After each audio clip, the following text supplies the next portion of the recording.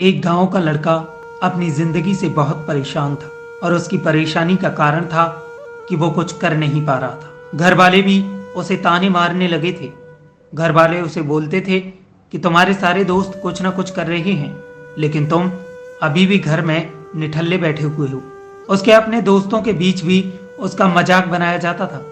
वो जहां भी जाता, चाहे दोस्तों के घर या फिर रिश्तेदारों के घर, हमेशा उससे एक ही सवाल पूछा जाता, क्या कर रहे हो। उसे भी बताने में शर्म महसूस होती थी कि मैं अभी कुछ भी नहीं कर रहा हूँ। धीरे धीरे उस लड़के ने लोगों से मिलना बंद कर दिया। वो अपना अधिकतर समय अपने घर में ही बिताता था। वो लड़का अकेला बैठकर रोने लगता था और भगवान को कोसने लगता, अपनी किस्मत को दोष देने लगता। उस लड़के को अपनी ही जिंदगी बोझ लगने लगी थी। वो लड़का बहुत ही ज्यादा डिप्रेशन में रहने लगा। हर वक्त वो यही सोचता था कि जब मैं कुछ करने लायक ही नहीं हूं तो फिर इस जिंदगी को जीने से क्या फायदा। इससे अच्छा तो मुझे मर जाना चाहिए। एक दिन वो एक रास्ते से गुजर रहा था। उसने देखा कि एक महात्मा दुख के ऊपर प्रवचन दे रहे हैं। वो लड़का भी महात्मा के प्रवचन सुनने के लिए उस भीड़ में जाकर बैठ गया। प्रवचन में महात्मा कह रहे थे, दुख हमारे जीवन में गुरु की तरह होता है, जो हमें जीवन की सच्चाई दिखाता है और हमें सही जीवन जीने का तरीका सिखाता है। अगर आप चाहें तो आप अपने दुख रूपी गुरु से अपना जीवन जीना सीख सकते हैं, और अगर आप चाहें तो उसी दुख में डूबकर अपनी किस्मत पर रोना भी रो सकते हैं। वो लड़का बड़े ही ध्यान से महात्मा के प्रवचनों को सुन रहा था, लेकिन उसे महात्मा की ये बात बिल्कुल भी सही नहीं लग रही थी। लड़का खड़ा हुआ और महात्मा से बोला, गुरुदेव, दुख कुछ भी सिखाकर नहीं जाता। दुख सिर्फ दर्द देकर जाता है। दुख की पीड़ा अनंत होती है। ऐसा लगता है इसके बाद जिंदगी में कुछ नहीं होने वाला, कुछ भी नहीं मिलने वाला। मृत्यु भी उसके सामने छोटे लगने लगती है। महात्मा ने कहा, आखिर तुम्हें क्या दुख है? उस लड़के ने अपना सारा दुख गुरु के सामने व्यक्त किया और पूछा, क्या आपके पास मेरे इस दुख का कोई समाधान है? इतना सुनते ही महात्मा मुस्कुराते हैं और कहते हैं, जिस दिन तुम्हारे जीवन में सच्चा दुख आएगा उस दिन मेरे पास आना, मैं तुम्हारे दुख का समाधान अवश्य करूंगा। इतना कहकर महात्मा वहां से चले जाते हैं। लड़के ने सोचा, क्या मेरा दुख सच्चा नहीं है? क्या जिस दुख का दर्द मैं सहन कर रहा हूं वो झूठा है? कोई भी मेरे दुख को समझता नहीं है। जब मेरे इस दुख को माँ बाप ही नहीं समझ सके तो गुरु क्या समझेंगे? अपने दुखों से परेशान होकर उस लड़के ने एक निर्णय लिया। उस लड़के ने अपने मन में ठान लिया कि अब वो कुछ करके दिखाएगा। उस लड़के ने एक छोटा सा व्यापार शुरू किया, लेकिन उसे उसमें कोई सफलता नहीं मिली। लेकिन उस समय उसके घर वाले खुश थे कि चलो इसने कोई प्रयास तो किया। लेकिन फिर भी वो लड़का उसी व्यापार में लगा रहा और धीरे धीरे उसे सफलता मिलने लगी। 3 साल के अंदर वो लड़का एक बड़ा व्यापारी बन गया। अब उस लड़के के चारों तरफ बहुत सारे लोग थे जो उसकी चिंता करने लगे और उसे पसंद करने लगे और उसकी प्रशंसा करने लगे। अब उस लड़के के घर वाले भी उसकी बहुत तारीफ करते। दिन प्रतिदिन उसके दोस्तों की संख्या भी बढ़ने लगी। वो लड़का अब अपनी जिंदगी में बहुत खुश था। उस लड़के के कुछ दोस्तों ने उसे सलाह दी कि तुम एक बड़े व्यापारी बनकर इतना खुश हो तो सोचो, अगर तुम इस नगर के सबसे बड़े व्यापारी बन जाओगे तो तुम्हारे पास कितना सुख होगा। कितने लोग तुम्हें पाना चाहेंगे, तुमसे मिलना चाहेंगे, तुम्हारा नाम होगा। दोस्तों की ये बात उस लड़के के अंदर घर कर गई। फिर उस लड़के ने और अधिक धन कमाने का प्रयास शुरू कर दिया। लेकिन उस लड़के को अब ये सब बहुत जल्दी चाहिए था। वो सब कुछ हासिल करने में अपना ज्यादा समय बर्बाद नहीं करना चाहता था। इसलिए उसने ऐसे कार्यों को भी करना शुरू कर दिया जो वास्तविक उचित नहीं थे। उस लड़के ने अपने मित्रों से उधार लेना शुरू कर दिया। ज्यादा मुनाफा कमाने के लालच में अपने व्यापार में भी मिलावट करने लगा। उस लड़के ने दूसरे व्यापारियों के खिलाफ षड्यंत्र रचना शुरू कर दिया। जो भी उस लड़के के दोस्तों ने उससे कहा वो सब कुछ करता गया। इन तरीकों से वो धन तो बहुत कमा रहा था, लेकिन उसके जीवन में सुकून नहीं था। उसे रात को नींद नहीं आती थी। उसका मन अशांत रहने लगा। एक दिन वो लड़का अपनी कार में बैठकर कहीं जा रहा था। तभी रास्ते में उसे महात्मा का आश्रम दिखा। वो लड़का रुका और देखा ये तो वही महात्मा है जिन्होंने कहा था कि तुम्हारे जीवन में जब सच्चा दुख आए तब आना। आज मेरे जीवन में इतने दुख हैं, तो क्यों ना इन महात्मा से समाधान लिया जाए। और वो लड़का महात्मा के पास पहुंचा और बोला, गुरुदेव, आपने कहा था जब तुम्हारे जीवन में सच्चा दुख आए तब मेरे पास आना। आज मेरे जीवन में बहुत दुख है, मुझे कोई समाधान बताएं। गुरु ने कहा, जब तुम पहली बार मुझसे मिले थे तब भी तुम दुखी थे, तुमने उस दुख से क्या सीखा? लड़के ने कहा, मैंने सीखा सिर्फ सोचने और चिंता करने से कुछ नहीं होता। अपनी सोच को साकार करने के लिए कर्म करना पड़ता है और सिर्फ कर्म करने से भी कुछ नहीं होता। अपने कर्म को अंतिम पड़ाव तक ले जाना भी आवश्यक होता है, चाहे रास्ते में कितनी भी रुकावट क्यों ना आए, चाहे मन कितना भी अशांत क्यों ना हो। अगर हमें लगे कि इससे आगे कुछ नहीं होगा, तब भी ये सोचो कि मैं जो भी कर रहा हूं उसमें मैं अवश्य सफलता प्राप्त करूंगा। लोग सिर्फ सफल व्यक्ति को ही सम्मान देते हैं, फिर चाहे कोई कितना भी अच्छा क्यों ना हो, लेकिन वो लोगों की नजरों में सिर्फ बोझ ही होता है। ये सब सुनकर गुरु मुस्कुराए और बोले, ये असली दुख नहीं है। जब असली दुख आए तब मेरे पास आना, अवश्य समाधान करूंगा। वो लड़का गुरु को सोने से भरा घड़ा भेंट किया।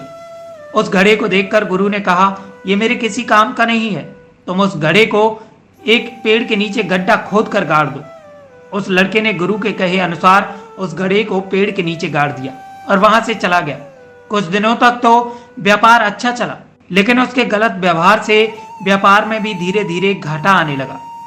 उस लड़के का सारा धन धीरे धीरे खत्म होने लगा और एक दिन ऐसा आया कि उसके पास कुछ भी नहीं बचा और उस पर बहुत कर्ज हो चुका था। लेकिन वो निश्चित था, क्योंकि उसने सारा कर्जा अपने दोस्तों से ही लिया था। वो यही सोचता था कि उसके दोस्त बुरे समय में उसका साथ देंगे, लेकिन बुरा समय आते ही सभी दोस्तों ने अपना उधार मांगना शुरू कर दिया। उधार वापस न करने पर जान से मारने की धमकी भी दी। उसके सभी चाहने वाले उससे दूर हो गए। उसके वो सभी दोस्त जो उसके साथ मौज मस्ती करते थे, वो सभी उससे दूर रहने लगे। उसके परिवार वाले भी उसकी गलतियां गिनाने लगे। उसकी सारी संपत्ति नीलाम हो गई। इसके बाद उसने अपने माता पिता से सहायता मांगी, तो पिता ने कहा, मेरे पास ये थोड़ी सी संपत्ति है, अगर मैं ये भी तुम्हें दे दूंगा तो मैं तुम्हारी मां को कहां रखूंगा? ये संपत्ति ही हमारा आखिरी सहारा है। वो लड़का लोगों से मिले विश्वासघात की वजह से अंदर से टूट चुका था। उसे फिर वही लगने लगा कि अब जीने का क्या मतलब, अब तो मौत ही एकमात्र सहारा है। वो आत्महत्या करने के लिए पहाड़ी की तरफ जा रहा था, तभी उसे याद आया कि गुरु ने कहा था, जब तुम्हारे जीवन में असली दुख आए तब तुम मेरे पास आ जाना। वो लड़का फिर एक बार गुरु के पास गया और अपना सारा दुख गुरु को बताया। आंखों में आंसू भरकर बोला, मेरे इस दुख का समाधान कीजिए गुरुदेव। गुरु ने फिर वही कहा, जब तुम्हारे जीवन में असली दुख आए तब तुम मेरे पास आना। उस लड़के ने कहा, क्या अभी जो मेरे जीवन में घट रहा है वो दुख नहीं है? आखिर फिर असली दुख क्या है? गुरु ने कहा, मुझे बताओ, इस दुख से तुम्हें क्या सीख मिली? लड़के ने कहा, मैंने सीखा जो लोग हमारी सफलता, हमारी तरक्की की वजह से हमारे जीवन में आए हैं, वो लोग हमें धोखा जरूर देंगे। वो लोग कभी भी बुरे समय में हमारे साथ खड़े नहीं होंगे, वो केवल अच्छे समय में हमारा फायदा उठाएंगे। भरोसा केवल उन्हीं लोगों पर करना चाहिए जो बुरे वक्त में हमारे साथ खड़े हों, लेकिन ऐसे लोग बहुत कम होते हैं। मैंने ये भी सीखा कि कभी किसी के साथ षड्यंत्र नहीं रचना चाहिए। अपनी ईमानदारी और धैर्य के साथ काम करना चाहिए। कभी भी लालच नहीं करना चाहिए। अपना सारा दुख गुरु को बताने के बाद वो लड़का जोर जोर से रोने लगा। थोड़ी देर बाद गुरु अपने स्थान से खड़े हुए और उस पेड़ के नीचे गड्ढा खोदा जिसमें सोने से भरा हुआ घड़ा दबा हुआ था, और फिर उस घड़े को निकालकर उस लड़के को दे दिया और कहा, जब तुम्हारे जीवन में असली दुख आए तब तुम मेरे पास आना। उस लड़के ने गुरु को प्रणाम किया और वहां से चला गया। उस लड़के ने उस धन से फिर एक छोटा व्यापार शुरू किया। अब वो एक छोटा व्यापारी बनकर खुश था। उसने अपनी पूरी लगन और ईमानदारी से अपना व्यापार किया। देखते ही देखते एक दिन फिर वो अपने नगर का सबसे बड़ा व्यापारी बन गया। उसका जीवन फिर से खुशहाल हो गया। कोई इंसान कितना भी पुण्य करे, दान करे, अच्छे कर्म करे, लेकिन एक बार दुख जरूर आता है। उस लड़के के साथ भी फिर एक बार ऐसा ही हुआ। उस लड़के के माता पिता की एक साथ मृत्यु हो गई। वो लड़का अपने माता पिता से बहुत प्रेम करता था, इसलिए उनकी मृत्यु से वो अंदर से टूट गया। वो दोनों शरीर को अंतिम संस्कार के लिए ले गया। जब उसने अपने माता पिता के शरीर को जलते हुए देखा तो उसका मन बेचैन हो गया। उसके मन में बहुत प्रश्न उठने लगे और जब वो घर वापस आया तो उसने अपने माता पिता की संपत्ति को देखा, जिसके लिए वो हमेशा लड़ते रहे। आज वो लावारिस पड़ी है। उसके पिता ने जो भी कमाया था, जो भी बनाया था, सब यहीं रह गया। उसका मन अंदर ही अंदर दुखी हुआ और वो सोचने लगा, कुछ तो है जो मैं समझ नहीं पा रहा हूं। वो फिर गुरु के पास गया। गुरु ने कहा, क्या जीवन में फिर कोई दुख आया है? उस लड़के ने कहा, वैसे तो जीवन में कोई दुख नहीं है, लेकिन आज मेरे माता पिता की मृत्यु हो गई। इस घटना ने मेरे मन को बेचैन कर दिया है। गुरु ने कहा, इसमें दुखी होने वाली बात कौन सी है? एक दिन सबको जाना है, तुम्हें भी कौन सा पता है कि तुम्हारी जिंदगी कब तक है? आज है, कल नहीं। लड़का बोला, गुरुजी मैं तो अभी जवान हूं, मेरी मृत्यु कैसे हो सकती है? गुरुजी बोले, इसी भ्रम में तो लोग जी रहे हैं। मृत्यु सिर्फ दूसरों को आती है, बुढ़ापा दूसरों को आता है, लेकिन मृत्यु का इससे कोई संबंध नहीं। जवान भी मर जाते हैं, बूढ़े भी मर जाते हैं और बच्चे भी मर जाते हैं। गुरु की इतनी बातें सुनकर वो लड़का वहां से चुपचाप चला गया, लेकिन उसका मन अभी भी बेचैन था। वो कुछ खालीपन सा महसूस कर रहा था। वो सारे दिन अपने ही बारे में सोचता रहा। उसने सोचा कि आखिर मैं इस दुनिया में क्यों आया? क्या सिर्फ चीजों का उपयोग करना और मरना ही जीवन का लक्ष्य है? ऐसे बहुत सारे प्रश्न उसके मन में उठ रहे थे, लेकिन उसे कोई भी उत्तर नहीं मिल पा रहा था। उसका ये दुख दिन प्रतिदिन बढ़ता जा रहा था। कुछ दिनों बाद वो फिर गुरु के पास पहुंचा और बोला, गुरुदेव मैं बहुत दुखी हूं। मैं ये नहीं जान पा रहा हूं कि आखिर मैं कौन हूं, इस दुनिया में क्यों आया हूं। इतना सुनकर गुरु मुस्कुराए और बोले, आज जीवन में पहली बार सच्चा दुख तुम्हें पैदा हुआ है। वास्तविक यही वो दुख है जो दुख कहलाने के लायक है, कि हमें पता नहीं हम कौन हैं, हम इस दुनिया में क्यों आए हैं, क्या करना है, क्यों करना है और कैसे करना है।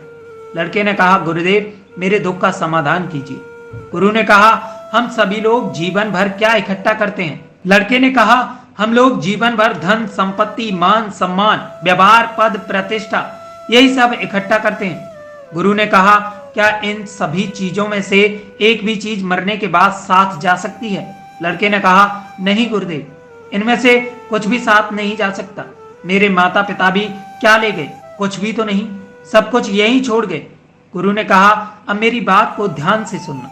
हमें इस दुनिया में जो इकट्ठा करना है वो हम नहीं करते। जो चीजें हमारे सामने होती हैं हम उन्हें देखने का प्रयास तक नहीं करते।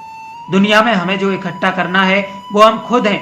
हमें खुद को इकट्ठा करना है ताकि जब मृत्यु हो तो हम एक हो सकें और स्वयं को पहचान सकें। हम लोग भीतर से बटे हुए हैं। हम बटे हुए हैं नफरत में, हम बटे हुए हैं प्रेम में, जलन में, धन संपत्ति में।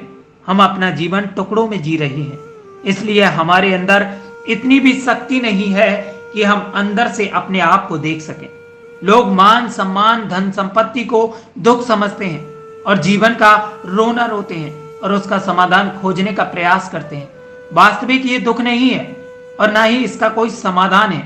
ये तो सिर्फ इंसान की चाहत है जिसकी पूर्ति कभी नहीं की जा सकती। इसलिए सिर्फ खुद पर ध्यान दो, अपने आप को पहचानो। तो लड़के ने कहा, गुरुदेव क्या हमें ये संसार छोड़ देना चाहिए? अपनी सभी इच्छाओं को मार देना चाहिए? क्या किसी से प्रेम नहीं करना चाहिए? धन संपत्ति इकट्ठी नहीं करनी चाहिए? गुरु ने कहा, इंसान के अंदर ये सारी चीजें ऐसे निकलती हैं जैसे किसी पहाड़ से कोई पत्थर गिर रहा हो, जिस पर पहाड़ का कोई नियंत्रण नहीं है सिवाय देखने, परेशान होने और कुछ खोने के लिए। इसी प्रकार बिखरे हुए मनुष्य की इच्छाएं अनियंत्रित होती हैं, जो उसके दुखों का कारण होती है। लेकिन जब व्यक्ति एकत्रित हो जाता है और जो कुछ भी वो करता है उस पर उसका नियंत्रण रहता है, तब लड़के ने कहा, गुरुदेव आज आपने मेरे सच्चे दुख का समाधान कर दिया। मैं खुद को एकत्रित करने का प्रयास करूंगा। दोस्तों, इस सत्य पर ध्यान दो और खुद को एकत्रित करो। फिर मिलेंगे अगली वीडियो में। चैनल को सब्सक्राइब कर बेल आइकन जरूर दबाएं।